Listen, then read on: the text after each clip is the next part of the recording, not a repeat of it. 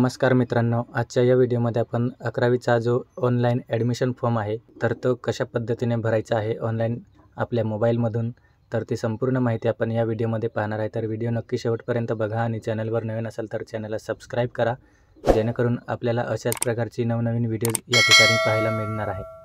तर मित्रांनो, पहिल्यांदा आपल्याला या ठिकाणी गूगल ओपन करायचं आहे. त्यानंतर या ठिकाणी आपल्याला सर्च करायचं आहे महा FYJC ॲडमिशन. तर या ठिकाणी अशा पद्धतीने आपण सर्च केल्यावर आपल्याला या ठिकाणी पहिली वेबसाईट भेटेल. तर या वेबसाईटला आपल्याला सिम्पली व्हिजिट करायचं आहे. जसे आपण व्हिजिट करू आपल्याला अशा प्रकारचा इंटरफेस दिसेल. तर आपल्याला सिम्पली या ठिकाणी पहिल्यांदा रजिस्ट्रेशन करायचं आहे आणि त्यानंतर लॉग इन करायचं आहे. रजिस्ट्रेशन करण्यासाठी आपल्याला सिम्पली या ठिकाणी स्टुडंट रजिस्ट्रेशन हा एक पर्याय दिलेला आहे. तर सिम्पली आपल्याला या स्टुडंट रजिस्ट्रेशन या ऑप्शनवरती सिम्पली क्लिक करायचं आहे. त्यानंतर आपल्याला या ठिकाणी स्टुडंट रजिस्ट्रेशन माहिती दिलेली आहे. तर तिथे आपल्याला ॲप्लिकांट 10th स्कूल एरिया दिलेला आहे. तर आपण विदिन महाराष्ट्र केलेला आहे. त्यानंतर ॲप्लिकांट स्टेटस जे आहे ते फ्रेशर करायचं आहे. आपल्याला फ्रेशर केल्यावर आपल्याला खालती स्क्रोल डाऊन करायचं आहे आणि त्यानंतर आपल्याला 10th standard equivalent examination board SSC करायचं आहे. त्यानंतर आपल्याला या ठिकाणी आपला जो 10वीचा सीट नंबर होता तर तो सीट नंबर आपल्याला या ठिकाणी एंटर करायचा आहे. तर या ठिकाणी आपण जसे सीट नंबर एंटर करू त्यानंतर आपल्या ज्या आईचे नाव आहे तर ते आपल्याला मदर नेमचा जो बॉक्स दिलेला आहे तर तिथे आपल्याला आपल्या आईचे नाव एंटर करायचे आहे. जसे आपण आईचे नाव एंटर करू आपल्याला या ठिकाणी व्हेरीफाय नंबर हा जो एक पर्याय दिलेला आहे तर या पर्यायावर क्लिक करून आपली जी माहिती आहे ती आपल्याला या ठिकाणी व्हेरीफाय करायची आहे. जसे आपण व्हेरीफाय करू आपल्याला येस करेक्ट या ऑप्शनवरती क्लिक करायचं आहे.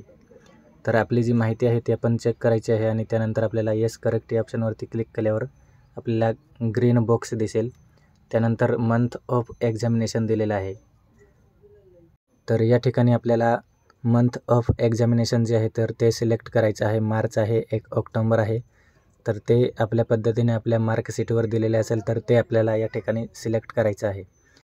जसे आपण या ठिकाणी मंथ ऑफ एक्झामिनेशन सिलेक्ट करू आपल्याला आपला जो कॉन्टॅक्ट डिटेल आहे तर तो त्या ठिकाणी एंटर करायचा आहे. जसे आपली ईमेल ID असेल, मोबाईल नंबर असेल तर ती सर्व माहिती जी आहे ती आपल्याला या ठिकाणी एंटर करायची आहे. जसे आपला मोबाईल नंबर व ईमेल ID ॲड केला त्यानंतर आपल्याला एक सिक्युरिटी क्वेश्चन ॲड करायचा आहे, जेणेकरून आपला पासवर्ड वगैरे फॉरगेट करायचा असेल तर आपण ते सिक्युरिटी जे क्वेश्चन आहे तर ते टाकून आपण रिकवर करू शकतो. जसे आपण या ठिकाणी आपली कॉन्टॅक्ट डिटेल ॲड करू त्यानंतर आपल्याला एक स्ट्रॉंग पासवर्ड एंटर करायचा आहे. तर तो पासवर्ड आपल्याला लॉग इन करण्यासाठी त्या ठिकाणी लागणार आहे आणि त्यानंतर जो कॅप्चा आहे तो कॅप्चा आपल्याला या ठिकाणी एंटर करायचा आहे आणि रजिस्टर या ऑप्शनवरती सिम्पली आपल्याला क्लिक करायचं आहे. जसे आपण रजिस्टर या ऑप्शनवरती क्लिक करू आपल्याला जो रजिस्टर केलेला पासवर्ड आणि युजर नेम आहे तो त्या ठिकाणी आपल्याला प्रिंट करून घ्यायचा आहे किंवा सेव्ह करून घ्यायचा आहे आपल्या मोबाईलमध्ये. आणि त्यानंतर जो आपल्याला पासवर्ड आणि युजर ID मिळालेला आहे तर तो आपल्याला लॉग इन करण्यासाठी त्या ठिकाणी वापरायचा आहे. तर या ठिकाणी आपल्याला एक ऑप्शन दिसेल. आपला या ठिकाणी जो युजर नेम आहे तो त्या ठिकाणी दाखवलेला आहे आणि त्यानंतर आपल्याला खालती ऑप्शन दिलेले आहे प्रिंट, डाउनलोड आणि प्रोसीड टू लॉग इन. तर आपल्याला पुढे नेक्स्ट स्टेप जी आहे ती प्रोसीड टू लॉग इन या ऑप्शनवरती क्लिक करायचं आहे. जसे आपण प्रोसीड टू लॉग इन या ऑप्शनवरती क्लिक करू आपल्याला या ठिकाणी लॉग इन करण्यासाठी आपला लॉग इन ID आणि पासवर्ड जो आता क्रिएट केला आहे आपण तर तो लॉग इन ID आणि पासवर्ड आपल्याला सिम्पली या ठिकाणी एंटर करायचा आहे. जसे आपण ID पासवर्ड एंटर करू आपल्याला या ठिकाणी कॅप्चा एंटर करायचा आहे आणि कॅप्चा एंटर केल्यावर या ठिकाणी सिम्पली आपल्याला लॉग इन या ऑप्शनवरती क्लिक करून लॉग इन करायचं आहे. जसे आपण या ठिकाणी लॉग इन करू आपल्याला अशा प्रकारचा डॅशबोर्ड दिसणार आहे. तर पहिल्यांदा आपल्याला या ठिकाणी ॲप्लिकेशन फॉर्म पार्ट 1 फिलअप करायचा आहे. तर त्यासाठी आपल्याला या ठिकाणी आपली जी बेसिक डिटेल आहे तर ती संपूर्ण या ठिकाणी फिलअप करायची आहे. त्यानंतर जो पार्ट 2 आहे तो आपल्याला अप्लाय करता येणार आहे. तर रजिस्ट्रेशन डिटेल जी आहे ती आपल्याला या ठिकाणी चेक करायची आहे. आपण ऑलरेडी या ठिकाणी फिलअप केलेली आहे. त्यानंतर आपल्याला नेक्स्ट जो एक ऑप्शन दिलेला आहे तर सिम्पली आपल्याला नेक्स्ट ऑप्शनवरती क्लिक करायचं आहे.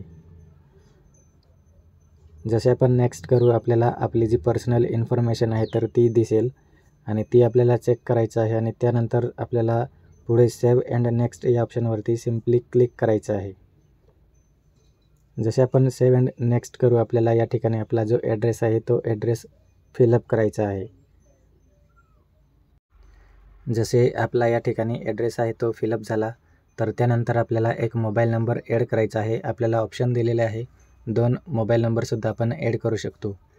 त्यानंतर आपल्याला सिम्पली या ठिकाणी जे कास्ट सर्टिफिकेट आहे तर ते कास्ट सर्टिफिकेट आपल्याला या ठिकाणी आहे की नाही तर ते या ठिकाणी आपल्याला येस नो करायचं आहे आणि आपली जी कॅटेगरी आहे तर ती कॅटेगरी आपल्याला या ठिकाणी सिलेक्ट करायची आहे. जर आपण या ठिकाणी ST कॅटेगरीचे असेल तर आपल्याला त्या ठिकाणी दिलेलं आहे. आपण जर कास्ट अपलोड केला असेल तर आपल्याला सेल्फ डिक्लेरेशन अपलोड करायची गरज नाही. तर या ठिकाणी आपण आपल्या पद्धतीने जे ऑप्शन दिलेले आहे तर ते ऑप्शन आपल्याला do you have caste certificate issue by component authority तर त्या ठिकाणी आपल्याला कास्ट सर्टिफिकेट असेल तर येस करायचं आहे. नसेल तरी आपण आपल्या वडिलांचे जे कास्ट आहे तर ते आपण त्या ठिकाणी अपलोड करू शकतो आहे. तर त्यासाठी आपल्याला या ठिकाणी येस करायचं आहे. त्यानंतर आपण जो कास्ट सर्टिफिकेट आहे तर तो कुठून इश्यू केलेला आहे तर त्याची आपल्याला जी डिटेल आहे तर ती आपल्याला या ठिकाणी ॲड करायची आहे. आणि त्यानंतर आपल्याला या ठिकाणी स्पेशल रिझर्वेशन डिटेल आहे तर ती सिलेक्ट करायची आहे. आपण हँडिकॅप आहे किंवा नाही तर ते नो करायचं आहे. त्यानंतर आपण प्रोजेक्ट अफेक्टेड आहे का तर ते सुद्धा आपल्याला नो करायचं आहे.